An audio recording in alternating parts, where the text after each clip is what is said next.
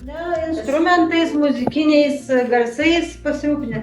Ingrida, kaip atėjo pirtis pas jumis į jūsų gyvenimą? Tai žinau, kad ne pirma pirtis. Ne pirma pirtis ir kur mes begyventume, visada turėjom pirtį. Ir dar savo namus, sakykime, neįsiruošdavom ar ten nepasistatydavom, bet pirtis pirmoje eilėje būdavo įruošta.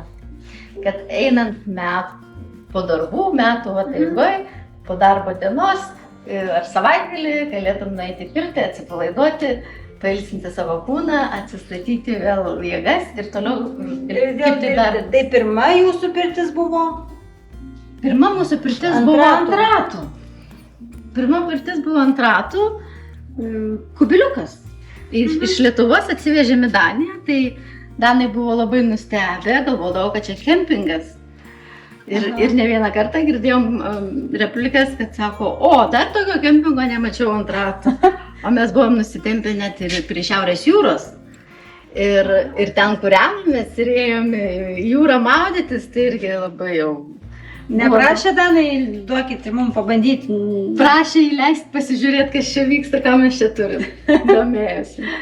O po to buvo dar viena pirtis. Taip, paskui įsigijom kitus namus, ten visi įkūrė vyras pirtį. Atvažiavome pažiūrėti antrosios Vido ir Ingridos pirties šiandieną, kuri jau nebe jų, kiti žmonės įsigijo, bet mums leido ją apžiūrėti.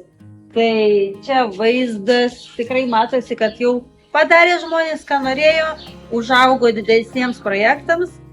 O čia pamatysime, kaip jūs visi turėjot viską padarę prieš tai, ar ne? Taip. Parodysi? Taip. Šičia buvo garažiukas, iš garažiuko vyras pats įstatė langą ir padarėm tokį svečių kambarį. O čia buvo katilinė. Iš tos katilinės įruošėm pirtį su priepirtim. Aha, su priepirtim. Einam, pasižiūrėsim, kaip čia jūs mažesnėse dviese dirbote. Tai žodžiu, čia Vidas labai daug įdėjo meilės, darė kaip savo. Čia jau jo ir meilės, ir rankų, ir kitų gal pagalbos dar buvo, bet daugiausia tai jis pats darė. Na ir va, ir čia buvo. Kokia myli dabar. Kokia mažytė, nebereikalo sakau, kad jūs užaugo didesniems projektams, nes čia palyginus tai tokia mažytė. Kaip mes čia tilpom, neįsivaizduoju. Aš tikiu, kad jūs visiškai čia tilpot. Ir tilpdavo daug žmonių, svečių būdavo.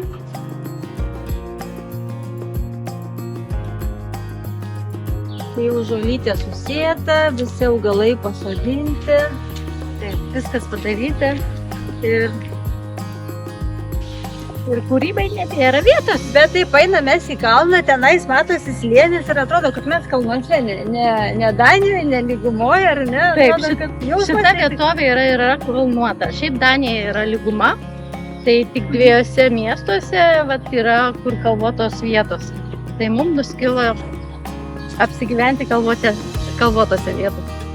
Bet jausmas, tas vidinis jausmas, pirtis, viduje atrodo, kad kalnai, jūra.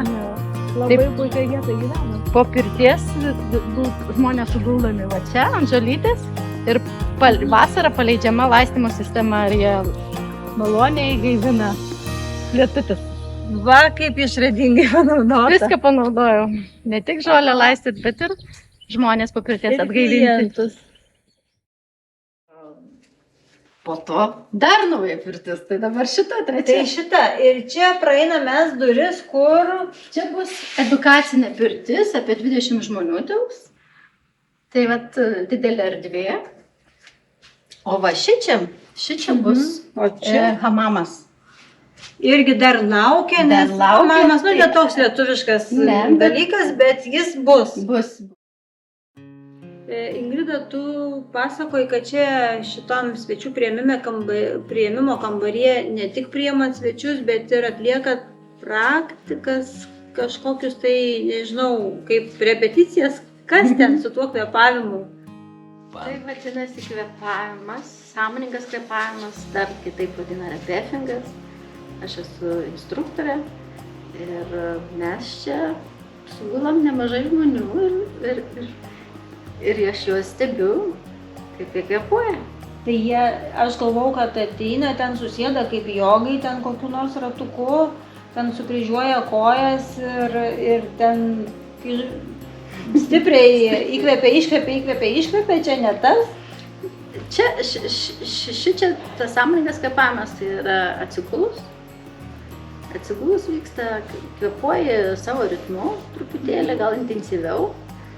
Ir va taip valosi ir fiziškai, ir emociškai, prasivalo energetiniai kanalai, tai žmogui duoda atpalaidavimą.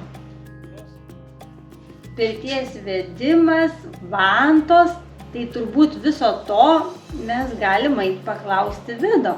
Taip. Nes jis ten prie pirties turbūt jau bus baigęs visus darbus ir jau laukia, ko gero, kad mūsų.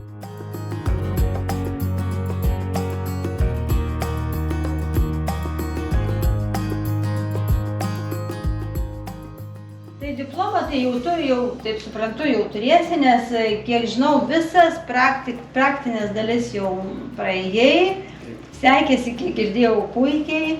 Ir pas save jau čia, ir pirtelėje, ir visur kitur padarai, kaip sako, tuos vyšnaitės ant torto jau sudėjai, ar ne? Praktika pastovi atlikinėti, taip kad tikrai tikiuosi. Taip. Kas čia yra?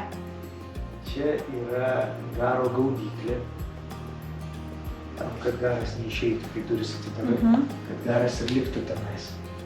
Praktiškai tiek po jo ir lieka. Ir tuo pačiu atlieka dar kitą funkciją. Kai įeinam į pirtelę, nusilenkiam pirčiuku. Galim žiūrėti? Bet tikrai va norisi gal Taip, kažkaip visą žinoti, laiką. bet taip pat norisi ir... Taip ir atrodo, kad vis tiek jau ir nusilenksim. Aha. O, šiandien jau čia gerai. Čia jau šilta ir čia labai, labai daug vietos. Kiek žmonių čia gali dirbti, gali mėgautis? Kaip tai visa kas vyksta? Jeigu sėdimos vietos, tai yra 15 vietų. 15 žmonių susideda. Ir jie ganėtinai patogiai atsisėda. Atsisėda, išsitiesia kojas, ar ne? Pabandom. Nors dar ne su pirtiniais rūbais, bet pabandom. Tai va, Bet tikrai, išsitiesia. komfortiškai savo galėsi. Aha, labai taip pat gultai nebijai pasipašinti. Tai tikrai gultai labai gražiai padaryti. Medieną vežėmės iš Lietuvos. Liepą. O jau paskui vežėm čia į gamyklą, kuri nušifavo jos mums, nuobliavo.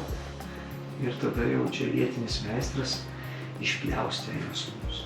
Išpjaustė pagal tavo pirtelę, pagal tavo norus, pamatavimus, kaip čia turėtų būti ir kiek čia turėtų tilpti. Apėjom, apžiūrėjom, pamatėm, dabar norim pabandyti. Galima? Prašom. Paruošta? Taip, viskas Einam. paruošta.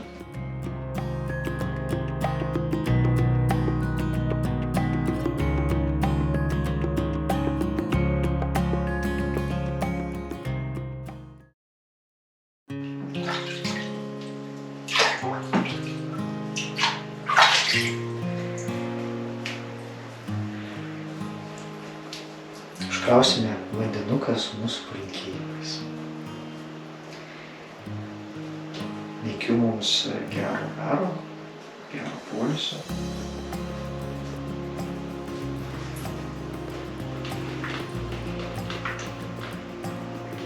Vienas už visus, visi už vieną.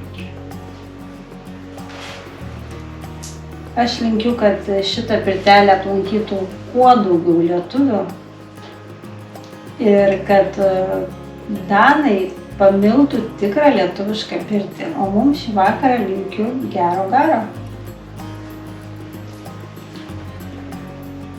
Ramybės ir gerumo visiems.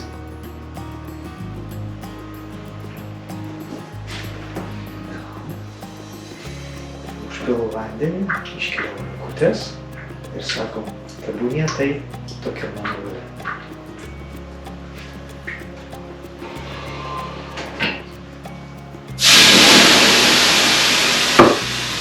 Tebūnie tai. Tokia mano valia.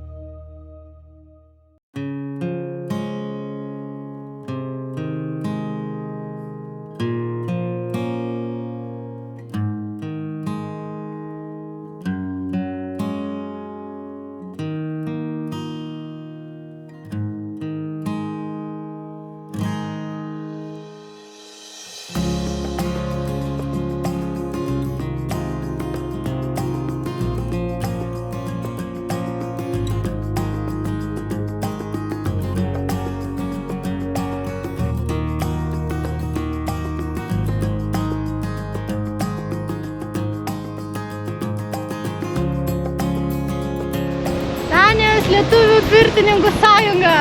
Ir klubas Priepirtis.